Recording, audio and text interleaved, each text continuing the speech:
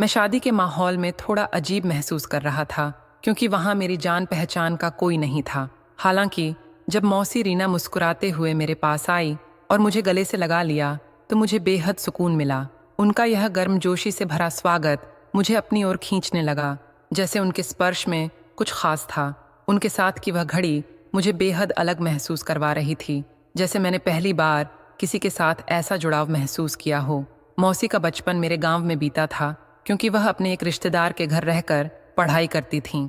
मौसी से इतने सालों बाद मिलना एक खुशी का एहसास था, लेकिन साथ ही यह एहसास मुझे भीतर से कुछ अलग तरीके से छू रहा था। मैं उनके गले से लगकर मदहोश सा हो गया। उस पल मैं चाह रहा था कि वह मुझसे यूं ही लिपटी रहें। उनका छूना मेरे लिए एक नए तरह का अनुभव था, जो मैंने पहले कभी महसूस नहीं किया था। शाम ढल चुकी थी और ठंडी रात की आहट आ रही थी। रात के 10 बज चुके थे जब मौसी ने कहा, चलो अब लेट जाते हैं, बाहर बहुत ठंड हो रही है।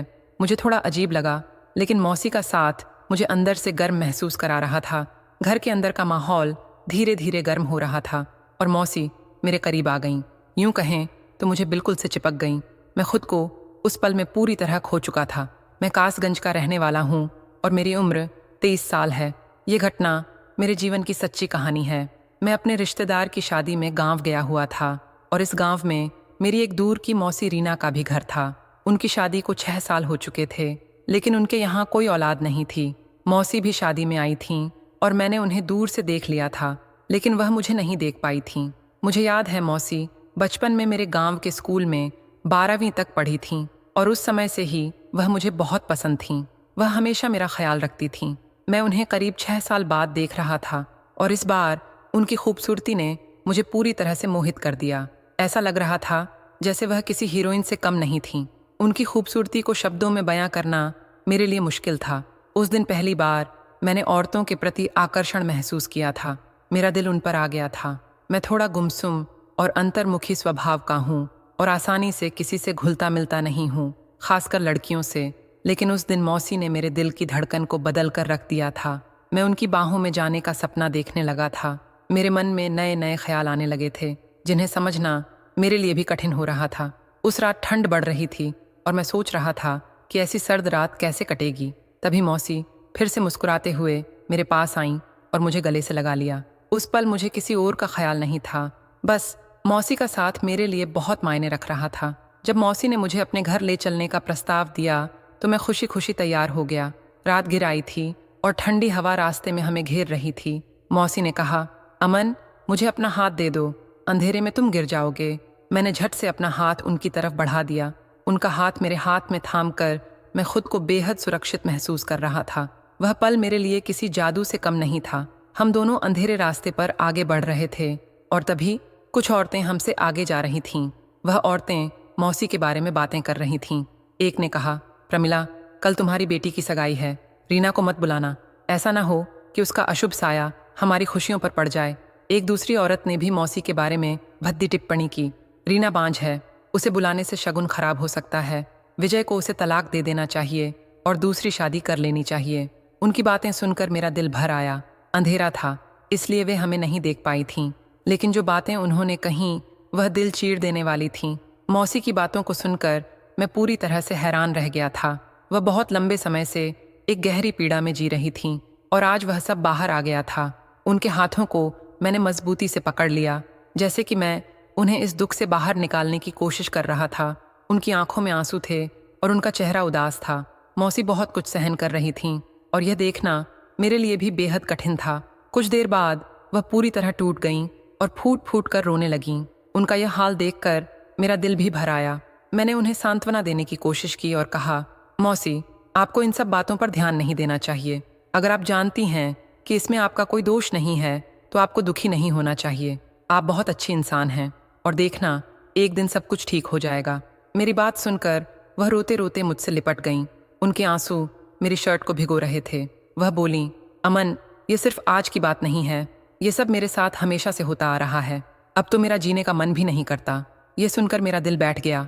मैंने उन्हें खुद से अलग किया और उनके हाथों पर अपनी उंगलियों से हल्की थपकी दी। मौसी, ऐसी बातें कभी मत सोचना।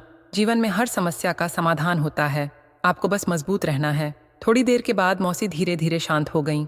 हम दोनों घर की ओर चल पड़े और करीब आधे घंटे बाद हम घर पहुंच गए। अंदर जाकर मैंने देखा कि मौसी घर पर नहीं थे।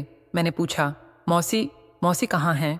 उन्होंने जवाब दिया, तुम्हारे मौसी दिल्ली गए हैं और 2-3 दिनों में वापस आएंगे। खाना तो हम शादी में खा ही चुके थे, इसलिए मौसी ने हमारे सोने का इंतजाम कर दिया। ठंड बहुत ज़्यादा थी और हम दोनों अपनी अपनी चारपाई पर रज़ाई में घुस गए। थोड़ी देर बाद मैंने उनसे पूछ लिया, मौसी शादी के इतने साल बाद भी आपको बच्चा क्यों नहीं हुआ? ये सवाल सुनते ही मौसी का चेहरा एकदम गंभीर हो गया। वह उदासी से बोली, क्या बताऊं अमन, तुम्हारे मौसी के अंदर ही शायद कोई कमी है। उन्होंने मुझे यह बात कभी नहीं बताई, लेकिन एक दिन मैं उस क्लिनिक में गई थी जहां तुम्हारे मौसी ने टेस्ट करवाया था। वहां मेरी एक दोस्त काम करती है। उसने मुझे बताया कि तुम्हारे मौसी को समस्या है। मैंने कभी उनसे इस बारे में बात नहीं की, क्योंकि वह साधु महात्माओं पर बहुत विश्वास करते हैं और उनका भरोसा रहता है कि किसी न किसी बाबा की कृपा से हम खुशखबरी सुनेंगे। मौसी की बात सुनकर मैं सोच में पड़ गया। उन्होंने आगे कहा, अमन, पिछले 6 सालों से यही सब चल रहा है।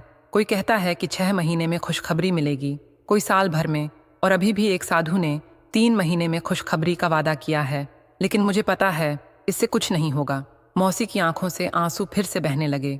यह सब सुनकर मैं भी उदास हो गया। मैं उठा और मौसी के पास जाकर बैठ गया। मैंने उनके आंसू पोंछे और उन्हें सांत्वना देने की कोशिश की। उन्होंने मेरा हाथ पकड़ लिया और बोली, अमन, अगर आज तुम नहीं होते तो शायद मैं कुछ गलत कर बैठती। तुमने मुझे आज बचा लिया। उनके शब्द सुनकर मैं अंदर से पिघल गया।